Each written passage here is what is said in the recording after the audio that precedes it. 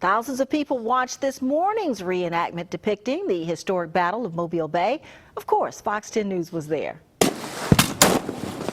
The nearly month-long battle during the summer of 1864 is condensed into a weekend for the 150th anniversary of the Battle of Mobile Bay.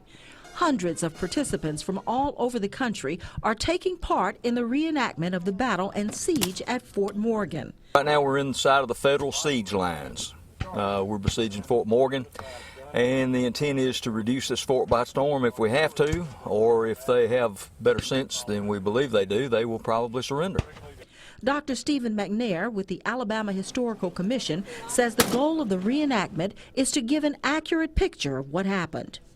This is heavy artillery. These are Confederates, and they're returning fire to the Union. This is the Union siege line just over my right shoulder here. And what you're seeing is reenacting the actual siege. Because following the Battle of Mobile Bay, there was actually a siege here that took place over 2 weeks. For reenactors like COLLIN Robinson, it's like stepping back in time. I do it for the historical part of it, and also it's fun. I like to do this because it's a getaway from modern day times. You know, Mobile was the last Gulf city to fall on the Gulf Coast for the Confederacy. It was a major downfall for the Confederacy, and when you look back in history and you remember all the men who died on both sides, it becomes somewhat meaningful to say, you know, you can't forget the past. You can't forget the sacrifice of the men who died, and you also got to remember where we came from. And we're glad that we're one nation now, and we're all together.